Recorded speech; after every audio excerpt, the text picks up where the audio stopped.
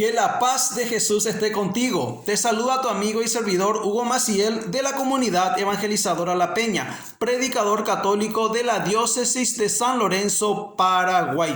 Hoy, domingo 25 durante el año, la liturgia católica nos invita a reflexionar el Evangelio según San Mateo. Estábamos en el capítulo 19, versículo 30 y luego 20 del 1 al 16. El Evangelio según San Mateo, como siempre decimos, para la interpretación bíblica correcta, para una buena exégesis bíblica, la regla de oro es ubicar el texto en su contexto. Antes de iniciar nuestra reflexión bíblica, quisiera responder algunas preguntas. Hugo, ¿por qué cuando lees el Evangelio no decís lectura o proclamación del Santo Evangelio según San Mateo, Marcos, Lucas o Juan, los evangelios canónicos, ¿verdad? Y al terminar, ¿por qué no decís palabra del Señor, como se dice en la liturgia? La respuesta es porque no estamos en la liturgia. Lo que pretendemos con estas pequeñas catequesis, reflexión o pequeño análisis bíblico, haciendo una pequeña exégesis bíblica, es dar un panorama más amplio de lo que el evangelio o el evangelista, en este caso aquel que se puso a escribir, a relatar los hechos de Jesús, nos va detallando, ver los detalles que tal vez en una homilía con el sacerdote no hay el tiempo suficiente para hacer este estudio. Esto no suple a la homilía de tu sacerdote, de tu párroco, en la celebración litúrgica dominical, o sea, en el culto único y verdadero de adoración a Dios, que es la Santa Eucaristía. Entonces, en la misa se tiene la parte de la liturgia de la palabra, en el cual el que proclama el Evangelio hace esta introducción, o sea, lectura del Santo Evangelio según San, y luego al terminar se dice palabra del Señor, el pueblo responde gloria a ti, Señor Jesús, y luego viene el beso a la palabra, al libro sagrado. Entonces, eso es en la liturgia, dentro de la liturgia de la palabra. En este caso, estamos en un análisis bíblico, el cual te va tal vez ofrecer un panorama más amplio, más claro, para que cuando estés en la misa, cuando escuches la homilía del sacerdote, tengas una visión más amplia de lo que el texto bíblico quiso decir en su contexto. Entonces dijimos, aclarado eso, dijimos la regla de oro de la exégesis bíblica: ubicar el texto en su contexto. Estamos en el Evangelio según San Mateo. San Mateo predicó por toda Palestina, se centró en la Palestina, entonces su Evangelio va a ir, el relato del Evangelio de Mateo, principalmente para los judíos. Entonces Mateo va a escribir para los judíos. Y dijimos que el Evangelio según San Mateo estructura, o sea, parte su Evangelio en 7 secciones.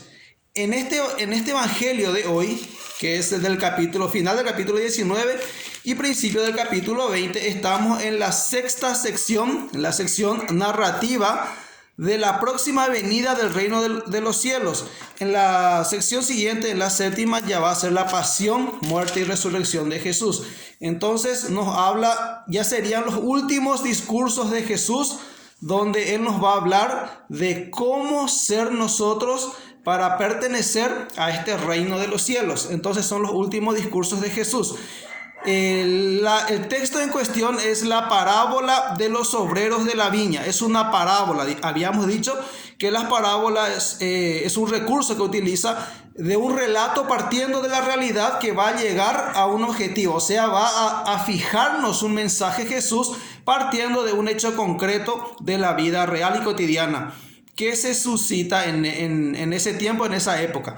Entonces, al texto bíblico de hoy antecede lo siguiente. Antes de esto tenemos el encuentro de Jesús con el joven rico, aquel que quiso seguir a Jesús pero no pudo. ¿Por qué? Porque no quería desprenderse de sus riquezas. Seguidamente Jesús va a decir qué difícil es para un rico entrar en el reino de los cielos. Más fácil es para un camello pasar por el ojo de una aguja que un rico entre en el reino de los cielos. Seguidamente Pedro le va a decir: Señor, ¿y nosotros que hemos dejado todo. Hemos dejado padre, madre, bienes, muchas cosas hemos dejado, Jesús. ¿Y cuál va a ser nuestra recompensa?, le pregunta Pedro. Jesús le va a responder: ustedes van a heredar la vida eterna, esa va a ser la recompensa, van a recibir el 100 por 1, le va a decir Jesús.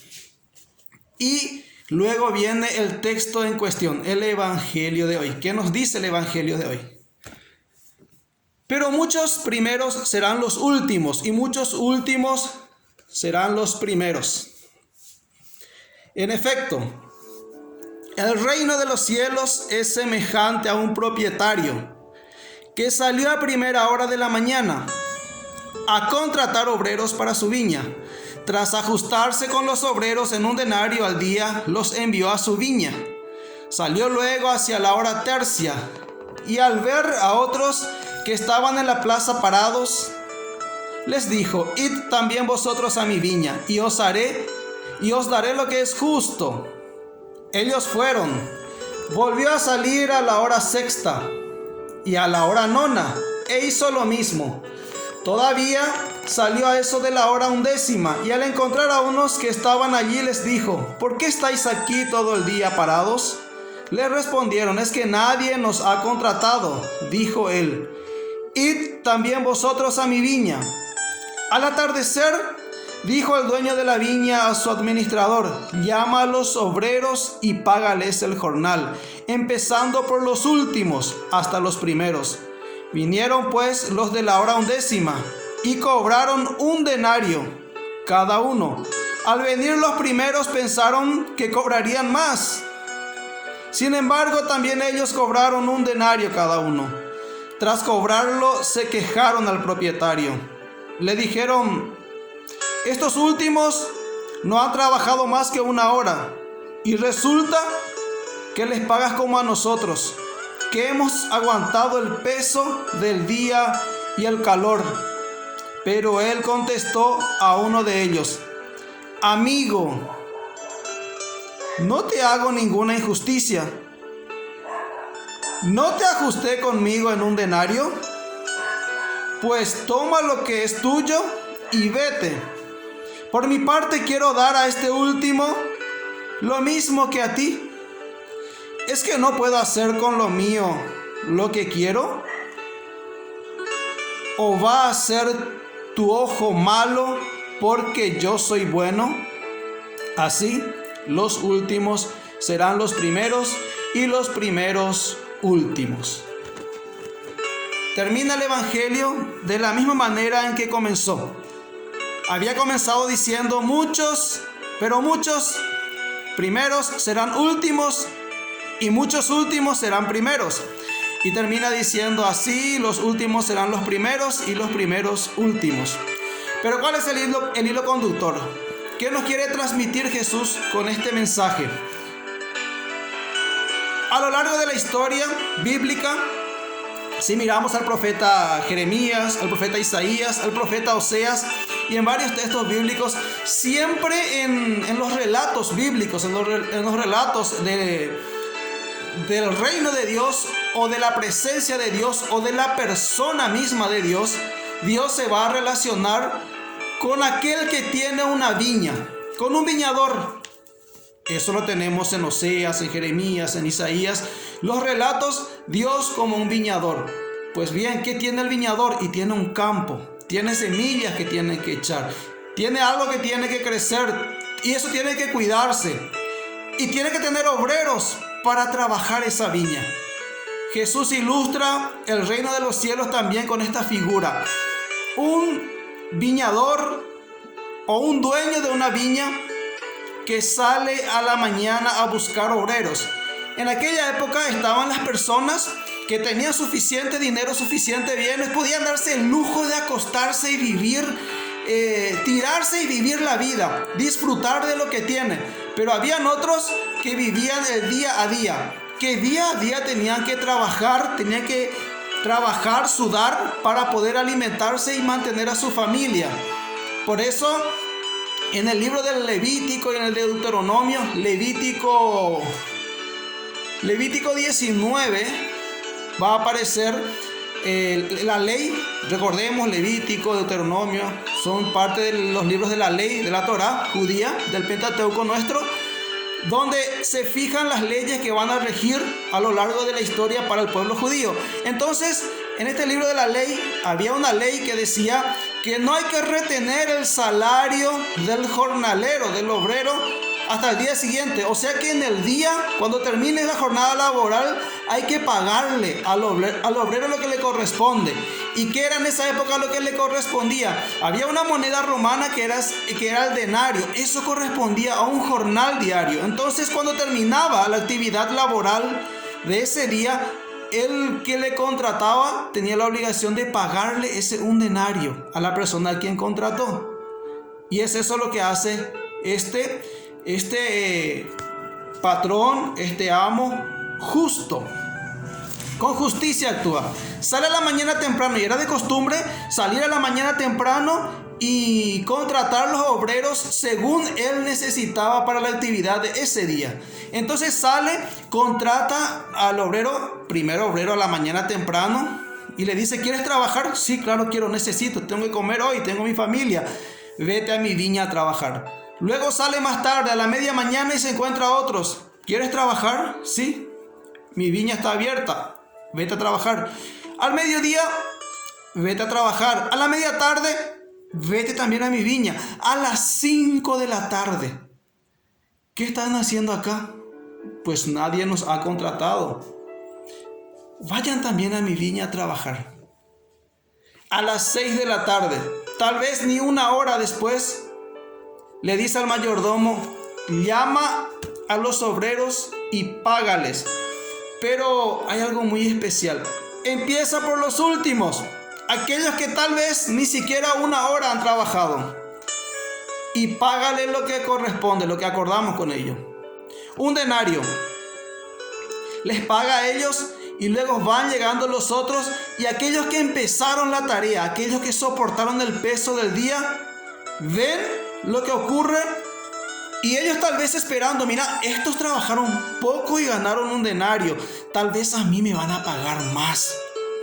Pero al recibir un denario, ¿qué hacen? Se quejan, levantan la voz: pero ¿por qué, si yo soporté el peso del trabajo y el calor, y a nosotros que hemos soportado, que hicimos prácticamente todo el trabajo, nos pagas lo mismo que a él? Esto es injusto, no puede ser. ¿Y eso qué se llama?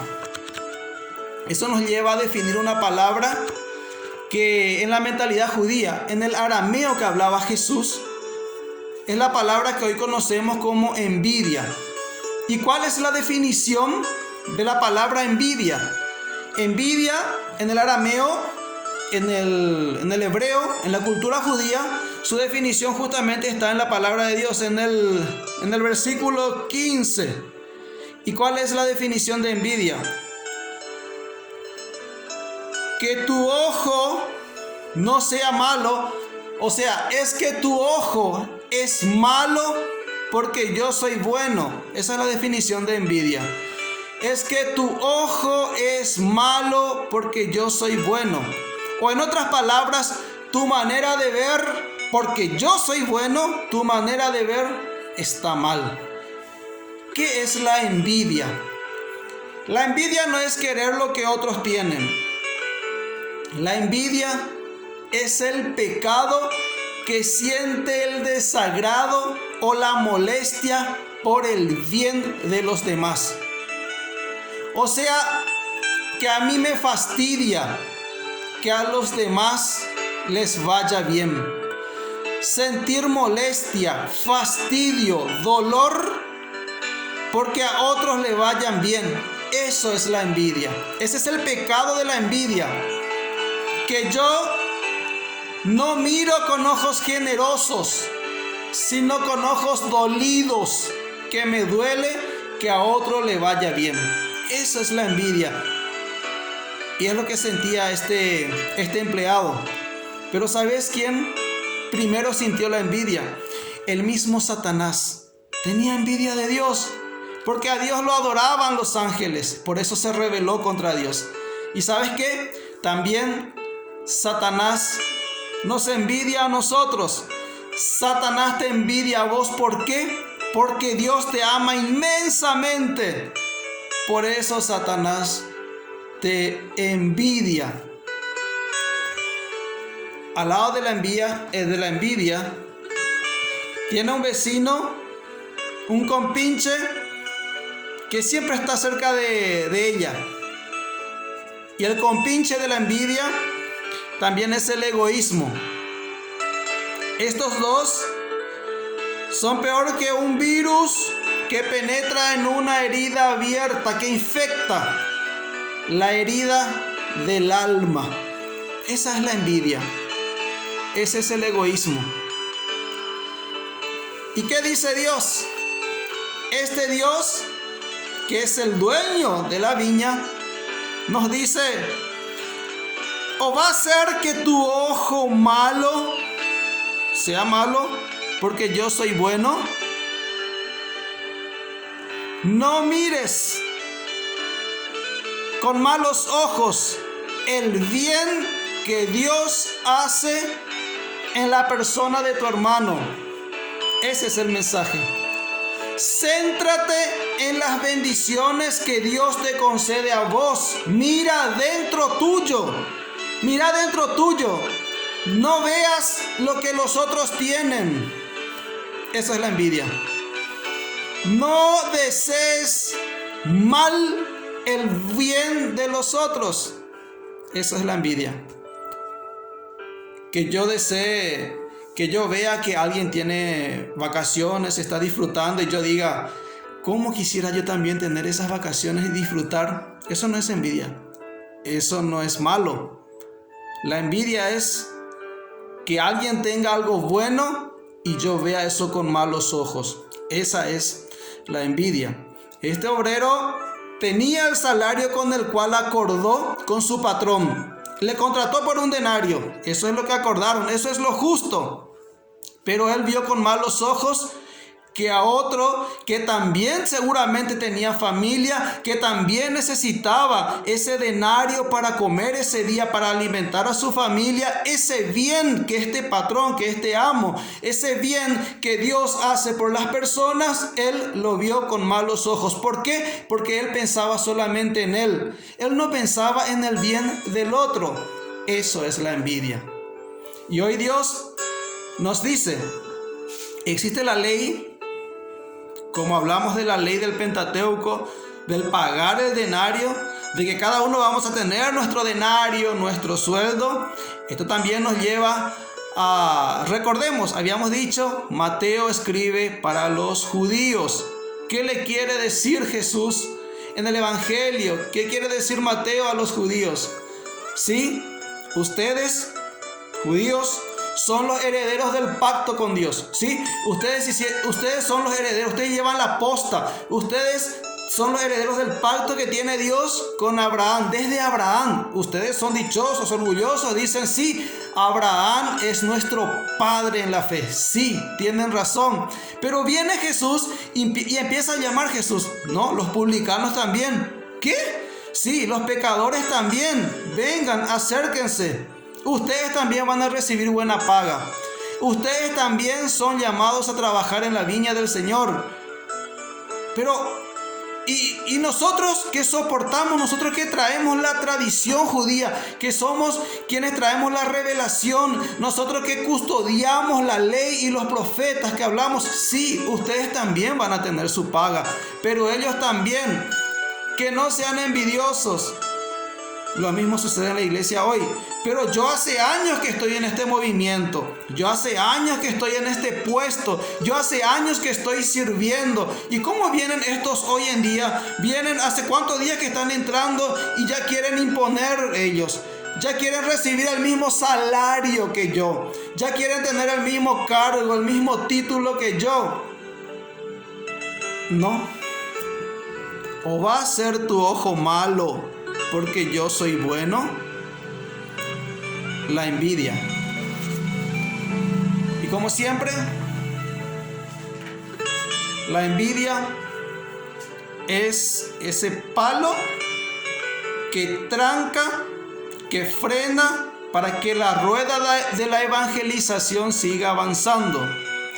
Y es muy interesante lo que nos dice el Papa Francisco en su exhortación apostólica Evangelii Gaudium. ¿Qué nos dice el Papa? Justamente hablando de la alegría de evangelizar, de la dulce y confortadora alegría de evangelizar, del bien que nos hace evangelizar y del pensar en los demás, de mirar en el bien a los demás. Evangelii Gaudium, numeral 9 y 10, dice: el bien siempre tiende a comunicarse. Toda experiencia auténtica de verdad y de belleza busca por sí misma su expansión. Y cualquier persona que viva una profunda liberación adquiere mayor sensibilidad ante las necesidades de los demás. Comunicándolo, el bien se arraiga y se desarrolla. Por eso, quien quiera vivir con dignidad y plenitud no tiene otro camino más que reconocer al otro y buscar su bien. No deberían asombrarnos entonces algunas expresiones de San Pablo. El amor de Cristo nos apremia. 2 Corintios 5:14. Ay de mí si no anunciara el Evangelio. 1 Corintios 9:16. La propuesta es vivir en un nivel superior, pero no con menor intensidad. La vida se acrecienta dándola y se debilita en el aislamiento y la comodidad. De hecho, los que más disfrutan de la vida son los que dejan la seguridad de la orilla y se apasionan en la misión de comunicar vida a los demás. Cuando la alegría convoca, la iglesia convoca a la tarea evangelizadora, no hace más que indicar a los cristianos el verdadero dinamismo de la realización personal. Aquí descubrimos otra ley profunda de la realidad, que la vida se alcanza y madura a medida que se la entrega para dar vida a los otros. Eso es en definitiva la misión. Por consiguiente, un evangelizador no debería tener permanentemente cara de funeral. Recobremos y acrecentemos el fervor, la dulce y confortadora alegría de evangelizar, incluso cuando hay que sembrar entre lágrimas.